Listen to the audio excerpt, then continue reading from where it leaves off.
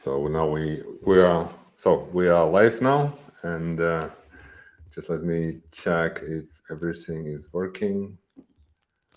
So we have actually, yeah, hiding the.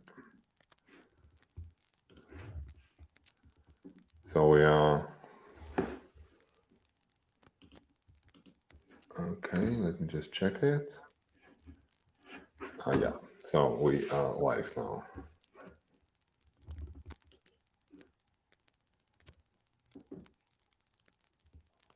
Perfect. Now everything looks good.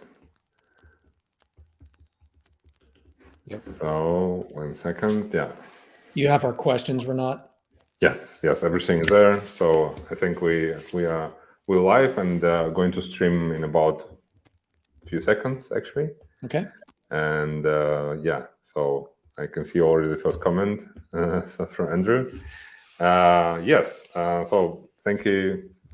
We may just wait for another couple of minutes for people to join us.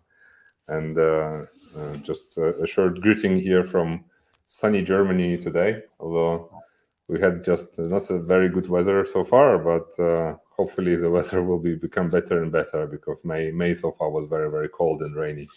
I'm sure how it's you, Alex and Rick. How's the weather in your places?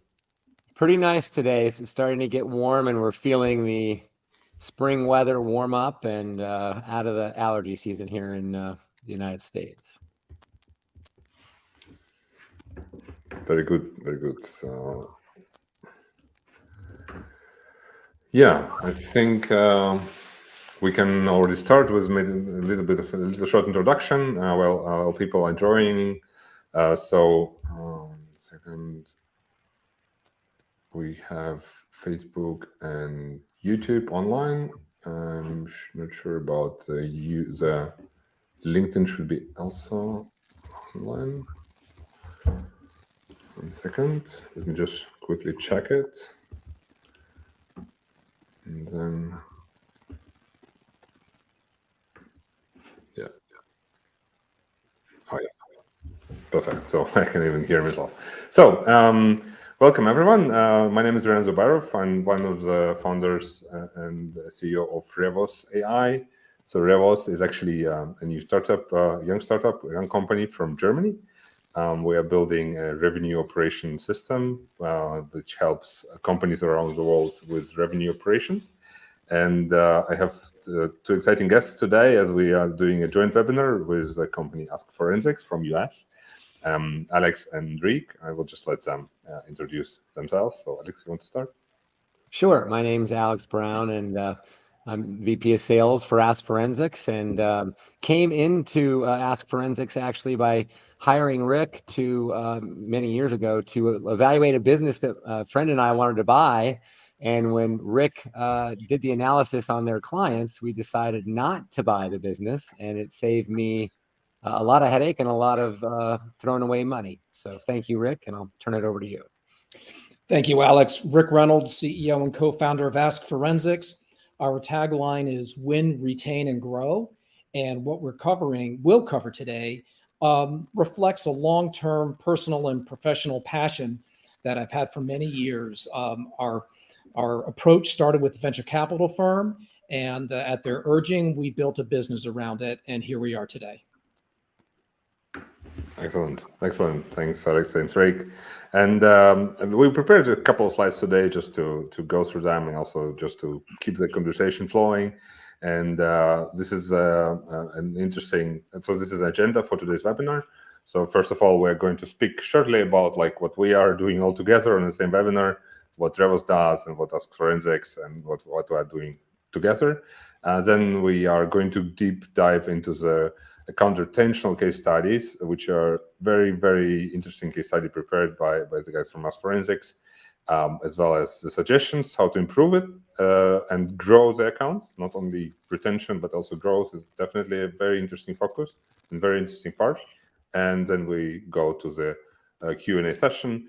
I think the whole webinar should take around about half an hour, and I hope you will have some questions at the end of the webinars to really enjoy this live conversation with experts on the webinar. Maybe just a few words about the RevOS. So RevOS is actually a low-code, no-code platform for revenue operations. And one part of revenue operations is definitely a customer success operations, especially in the environment we're all right now in the new reality, where the growth at all costs no longer works that well and no longer funded that well, where the capital costs are increasing like every week, every month. The retention and also the growth of existing accounts is becoming a very, very key focus. And this is also one of the areas where we're very, very active with RevOS by creating a predictive machine learning driven models for customer behavior, for existing customer behavior, as well as for existing customer growth on accounts, to really make sure that we have a very, very good, I would say, like a crystal ball that can be useful to proactively avoid churn and really strategically work with expansion. And we have also a small announcement for today.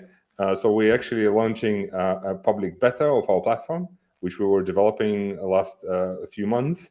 And this is like a lot of improvements which went into the platform, a lot of development which we went to the platform, also a lot of support of early customers who are using this platform every day right now.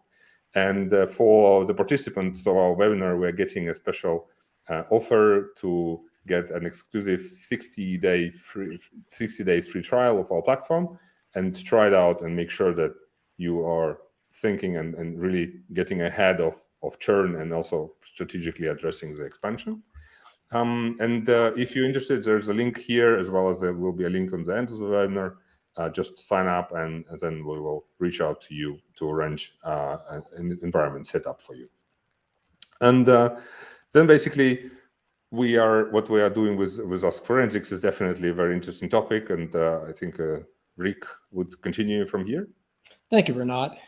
Yes, our focus at AskForensics is on account health and sales performance. We have two core programs. Account Forensics is an in-depth assessment of why accounts are strong, vulnerable, and damaged. So it's a very rich strategic insight into account health. Sales Forensics asks and answers the critical questions: why are our new and retention sales efforts won and lost? And we'll get into some more detail on our programs as we go through the case study. But those are our two primary programs.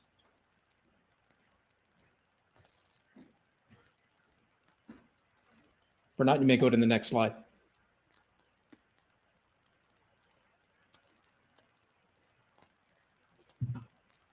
Well, as we wait for the next slide, what you'll soon see is a list of the corporations we have worked with globally. And we're very proud of not only the small and mid-sized businesses, but also the Fortune 1000 companies that we have partnered with over the years.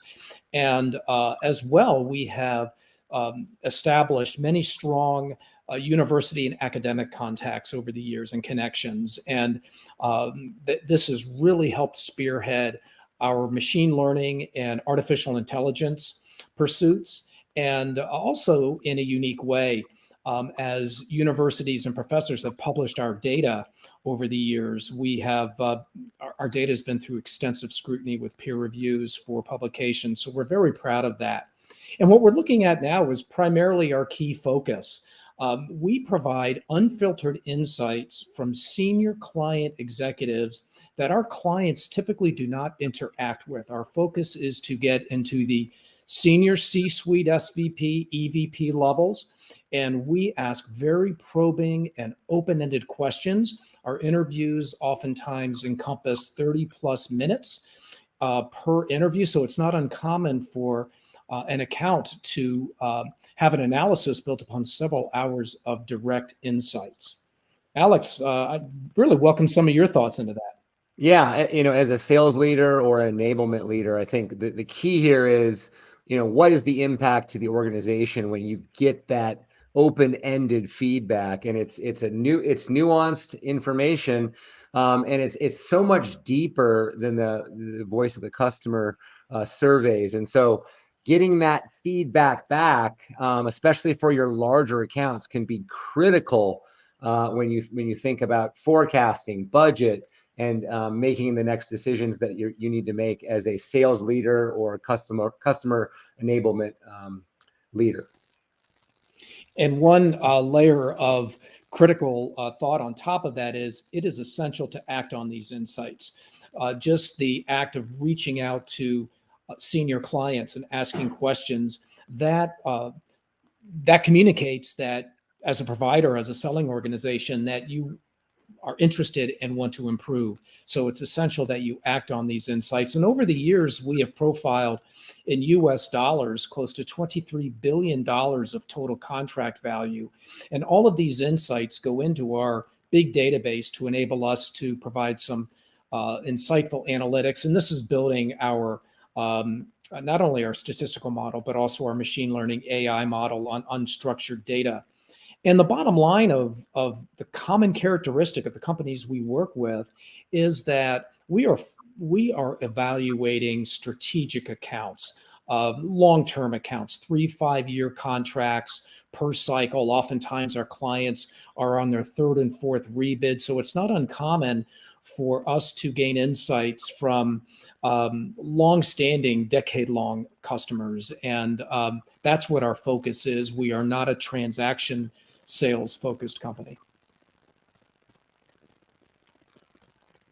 That's amazing. That's amazing story, Rick and Alex. That's I know we've heard very frequently from customer success leaders about how challenging is it to actually get a real buyer on a QBR. So many people are doing quarterly business reviews, but very few people actually being able to involve the decision makers in this process.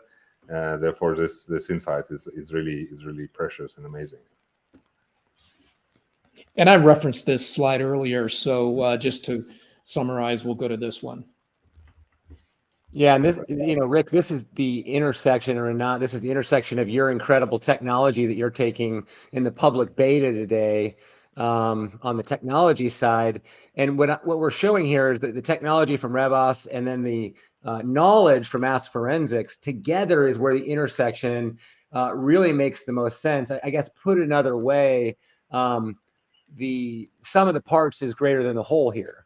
And so when we think about, you may get a red or a yellow or a green light from RevOS, and the metrics, whatever you're choosing to look at. And then if you want to do a deeper dive on what we call the Pareto rule, and the Pareto rule says that 20% of your revenue typically comes from 80% of your revenue comes from 20% of your clients. And so what we found is maybe you want to do a deeper dive if RevOS is giving you a red or a yellow light and you want to go deeper. And that's when we AskForensics and can go in and do the analysis for you. And I will say, to your point, Renat, we get 85% of the time we get to those end decision makers, that the C-suite or the higher ups that no one's talking to. So 85% of the time we're able to actually get them and do this interaction and get the open-ended responses. It's amazing. It's really amazing. Just for comparison, I just yesterday had a conversation with a senior CSM leader from a large software company from US, and he mentioned the open rate of the NPS survey is around about 30%, and the reply rate is actually even lower. So all this let's send a net promoter score survey actually just capture 10% or 15% of the customers. This is and 85% is outstanding. Yeah. And NPS programs are very valuable, and you can't have too much data on key accounts. And our focus is to provide that rich layer of insights on top of the other metrics to enable companies at that strategic level. To Alex's point, the 20% driving the 80%. Those are insights that can truly be used in a strategic way, and we find that executives really value having direct contact. They're really not often asked the questions that we ask. So it's many times therapeutic, and we almost get hit with a waterfall of insights. But it's a very healthy dialogue that you mentioned QBRs, having both the RevOS insights from the data and your analytics, coupled with deep, timely insights from the clients, those can be great inputs to a QBR. It can take those meetings to a much higher and productive level. Yeah, absolutely. We're already getting a first question from Bali. I'm not sure if we should address them now or later. Show what now? Yeah, Hit us with it. questions. Yes, there's the first questions coming in. Let me just show it on the screen. So here's like if there's any ideas of how to improve the customer engagement with NPS survey. This is a very good question, actually, and I think this is also a very good topic. Maybe Rick and Alex will just explain us their secrets today. Yeah, but what I heard so far, one of the good practices how to improve the response rate is actually asking the right people at the right time. So that is correct. And in our universe, focusing on the top accounts, we first have our clients introduce us. We don't want to be reaching out to people blind. And in today's world, with everyone being mobile and remote, we schedule appointments. We don't want to be catching people at a busy time. And with those introductions and the appointments, and the fact that our clients' products and services are at a level where these executives have skin in the game, if you will. I mean, they have an investment themselves for to receive valuable support. Those are what we find as ingredients to achieving a very high response rate. Great, thanks, Rick. Yeah. So, and shall we move to the next slide? Let's do it. This is why we're here today. We're going to present a very rich case study that we think will resonate with everybody on this call. But before we get into it, I just want to kind of read this slide. AskForensics asks the questions that our clients get, and we get the answers that they don't. You know, we touched upon VOC and NPS programs, and those are very, very valuable. But by asking open-ended questions and probing and enabling these executives to open up, that's where you get those critical insights. Account health at the strategic level is really based upon nuances. And it's in the questions and the dialogues that we have. They don't come across as surveys, even though they're structured. But you uncover those nuances that are essential. And that is where we find the critical insights are for account teams and leadership executives to understand. So this is a case study of one of our clients' most critical accounts. And to set the stage, we administered our survey to two groups of respondents. One is the provider account team. By that, this is the account management team charged with delivering the service. And so they are the client-facing team from our client, if you will. And we asked open-ended questions just like we would to an executive decision maker. And it was very interesting. And the two red rectangles illustrate what we found as a gap. Our client's team felt that they were engaging with their client's leadership team and that they were a transparent partner, and they were managing the total account with these insights along this trail. Now let's take a look at what the clients told us. It's a much different story. They told us that the provider as an organization is ineffective. There is a stale relationship. There is a lack of partnership overall. I mean, this is a 180-degree gap.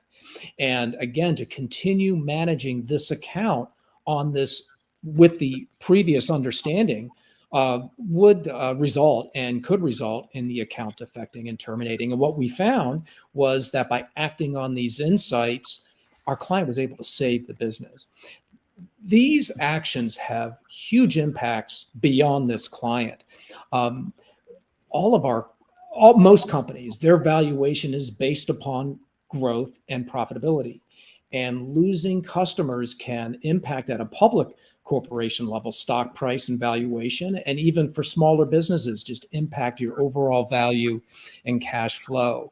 So understanding these gaps and acting on them, we find is just essential for success. Alex, as a sales leader, I mean, you've seen this quite often in your world, right? Yeah, that's absolutely right, Rick. And Renat touched on it earlier, but when you think about QBRs and everyone's in the room, you're gathered around and you're really trying to figure out what your forecast accuracy is going to be like so you can set your budgets and make sure your go-to-market strategy is correct and you have the right personnel and the right playbooks.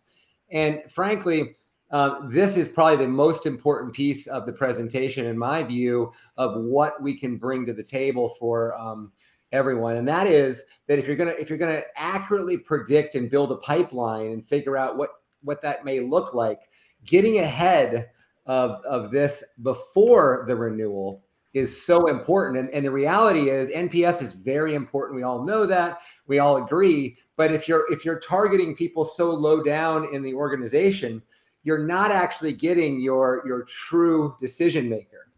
And the true decision makers are the ones that have the budget and the authority and the timeline to actually make it happen. And so this is very, very important to get ahead of it. And I'll also just say, a lot of the literature that's out right now, and a lot of the studies are showing that for SaaS-based companies, they're much more dependent today than they've ever been on renewals and rebids. In other words, there's fewer new logos to go after because everyone's already adopted this SaaS technology. And so you've got to engage with your existing clients and get those renewals now. Yeah. Oh, that's so important because you just look at a cost of sale. The cost of acquiring a new logo is extensive. The cost to retain a logo is a lot less extensive, and you have a lot of resources and assets, if you will, to build on. But what is important for account leaders and senior leadership to understand is in all B2B accounts, you want to make sure that you are proactively addressing issues because you want to avoid the opportunity for your competitors to come in and with fresh eyes see the things that you should have been seeing and resolving all along. And so by understanding gaps, using the RevOS solution with all of your data and continually assessing that and acting on it with deep senior level insights, there's no better marriage of support than taking these actions or insights and acting on them.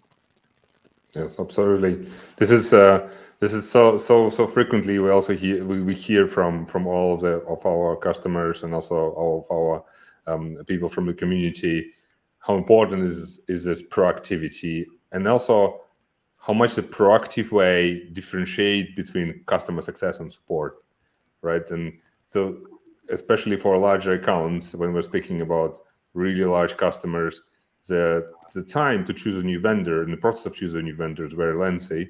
So your potential customer right now may be already speaking to competitor and doing proof of value and proof of concept and contract negotiation, and it can take a year. And if you don't really look into it very, very precisely, this year can be just passing away, and then the termination will be on the table very, very quickly. That's that is so true. Right. The tipping point that we continually see, both anecdotally in account evaluations, but also statistically across our big data, the tipping point in accounts moving from strong to vulnerable to damaged is not proactively sharing ideas and recommendations. And everyone on this call, if you have customers and you are not proactively sharing your ideas, do so immediately following this webinar, because your clients will appreciate it. And we always tell account leaders, even if 90% of your ideas are not applicable, the 10% that are could be home runs, to use baseball terminology from the US. But you can't share too many ideas because, again, you don't want your competitors stealing the initiative and doing that, and then you're having to react. Yeah, absolutely. So I think we started already with a very good key takeaway. So speak to your customers immediately, just like after the end of the webinar. So you just go and do it. But I think this is not it, right? So we have another recommendations. It is. I mean, it brush fires can turn into conflagrations very quickly. And the sooner you act on insights, when they're manageable, gaps, I should say, when they're manageable, the more success you will have. Dealing with small issues is a lot easier than dealing with big ones. And what we very much stress is you want to avoid problems escalating to the senior executive level. If you can contain the small gaps at the day-to-day tactical level, you will be much more successful. Companies recognize that you can't be perfect all of the time, but they do see how you act and respond. So at the earliest indication of either data or insights from the client, if you act on them, you will be much more successful. Yeah, and the second observation recommendation is to continually monitor performance against your essential KPIs. And of course, every organization has slightly nuanced, and every industry has slightly different essential KPIs, but there are some universal ones. And what we feel here is that if you can assess with RevOS, in other words, your initial speed check, if you will, is RevOS, and then for your larger your accounts that are absolutely critical to your company, the 20% that drive the 80% of revenue, you dig deeper with AskForensics and get into the executive level, the decision maker level, and find out if there is a brush fire or if it's almost a forest fire. And our third recommendation, we could probably come up with about 10, but we only have 30 minutes for this webinar. But our third recommendation is to treat rebid sales initiatives like they are new opportunities. Your competitors are coming in with their best talent to displace you. And we oftentimes see that new sales pursuits are managed by the sales group, and rebids and renewals are managed more by the operations teams. So we oftentimes see that good operations people are up against very good sales executives, and they're different skill sets, and it's very easy to get outmaneuvered when you're up against an aggressive sales force that is coming in with everything they have to win. So you want to stymie your competitors' efforts from even getting in the door. Even better, alleviate an RFP going out to begin with. So these are our three recommendations. Things are digestible in groups of three, so we thought we'd stop here with those. But acting on these, we are confident will have a measurable and significant impact on your company's growth. As I mentioned, AskForensics has extensive data, both statistical and unstructured. And we have, using this data, we've put together very compelling knowledge share presentations that really cover the full spectrum of the sales and account relationship. Why are new sales won or lost? Why are current accounts strong, vulnerable, and damaged? And why are rebid sales won and lost? Many of these points we touched on today, but our big data goes much further, along with recommendations to continually improve. And anyone on this webinar, if there's interest in a complimentary knowledge share session, we can limit them in an abbreviated format or an extensive format. Feel free to email us at the address on the screen. Perfect. So this is our last slide for today. So we just have a little bit of contact information if you would like to reach out and really drive deeper on get yourself more into the details and also speak to us. we now have a short time for questions. So as it's a live webinar, I really encourage everyone just to use the opportunity to ask questions, as they can be really answered from the experts during the call. So while we are still gathering the questions, I actually wanted also to ask you, Rick, especially in the environment as we're now, every engagement, every project, every new software purchase needs to be really justified, right? Can you maybe go a bit more on the topic, like what kind of improvements have you seen companies experience when active on objectives of customer insight, and maybe also quantify it in a way? You just mentioned like one customer didn't churn. Maybe you can get more details on it. Oh, we have some compelling data that we recently learned about from a longstanding client, and they tracked this. We didn't. But prior to our involvement, they did not retain any of their damaged accounts. Now, fortunately, damaged accounts, that represents a small percentage, probably 8%. In fact, just to kind of take a step backwards, it's a bell-shaped curve. Damaged, vulnerable, strong. The strong and the damaged are outliers. The vulnerable is the bulk. But our client was not able to retain any of those accounts. After we were deployed and we started supporting them and providing insights on all of their accounts, but the damaged ones in particular, they retained up to 70% of their damaged accounts. Oh. This translates into millions of US dollars and euros in top and bottom line growth. So that's a key metric that our client tracked and shared with us. That's very interesting. It's really, I think, a very good justification, a business case of retention, especially in our environment right now. And what do you think? How should the company identify such accounts which need this more deep dive and actually external support to get into this additional insight? What are the primary indicators? Well, there are probably two sources of insights that we see. One is, getting to Alex's point, KPIs, and Renat, RevOS does a great job with that, right? You're continually monitoring the data and highlighting health.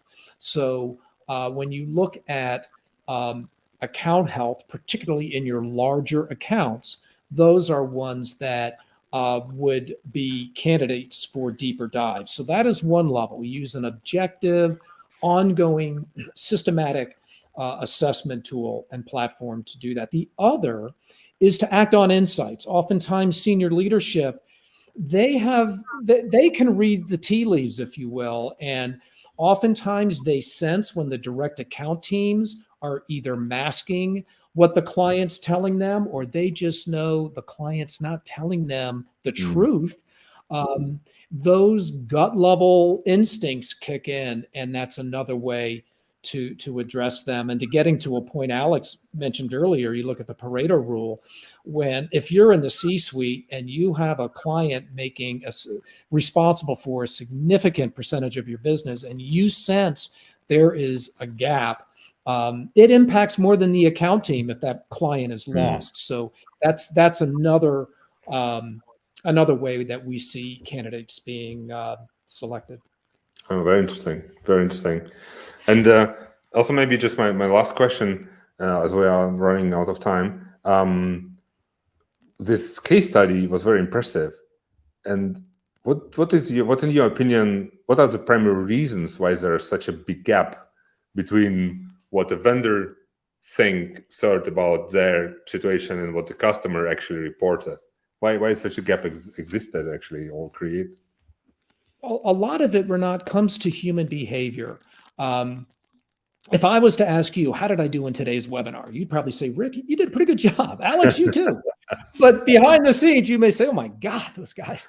That's human nature, right? You don't want to be confrontational. There's a relationship.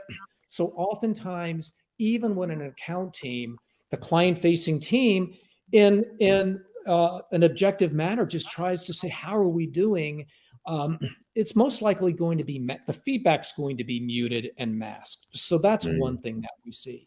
The other is what I alluded to earlier, and that is sometimes a client team does get the proper feedback, or at least to some level, and there is a concern of sharing that higher, so they suppress it. We see that a lot, and we're not out to get anybody in trouble. I mean, it's all about being in this together as an organization. But those are the primary reasons why. And probably the third is, we're asking questions that these clients have not been asked before. We're really stretching their thought process. When we ask, hey, what did you think of this, of our discussion? We're hearing comments like, wow, this was challenging, or this is more in depth than I thought. And these are from senior executives, but again, they're opening up. But the bottom line is, we really advocate that account leaders should not be concerned, because if by learning the truth, both from your data and our insights and other platforms, they're securing and promoting their future and success. So the insights are going to come out either through surveys or by actions by your clients defecting to somebody else. Yeah, right. Yeah, totally makes sense. Yeah, it's also interesting. This resonates a lot with me, to be honest, as we are working between different cultures, like German culture or American culture. We're having a number of customers from US. This level of directness is completely different. So if we were to be in a German webinar and you will ask me, Rick, how I did, and I will be very German. I'm not German. I'm originally coming from Russia. I would tell you, oh no, I would immediately tell you the truth, So the people in Germany are very direct, where I think in US people are, I think, more excited or easier to excite about. So this is definitely also a nice, I think, a cultural difference, and also I think one of the reasons why United States is such a world leader in variety of different industries, as well as in new technologies, because of this built-in excitement. So this is amazing characteristics. Yeah. I think you're right, Renat. I was going to actually add that I think that sales teams tend to be optimistic people. They're go-getters, they're alpha types, just going to go do it, go get it. And frankly, that does impede their ability to see the negative sometimes, because they're just glass half full instead of just seeing the glass as it is.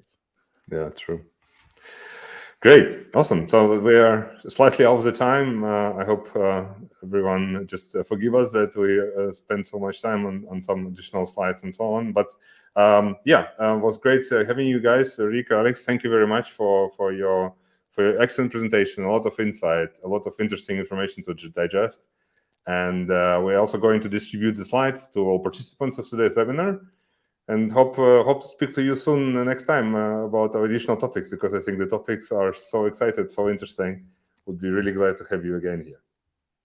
Thank you. It was a pleasure being a part of this, and we appreciate the invitation. Thanks, Renat. This was great. Thanks, Alex. Thanks, Rick. Thank you. Bye-bye. Take care.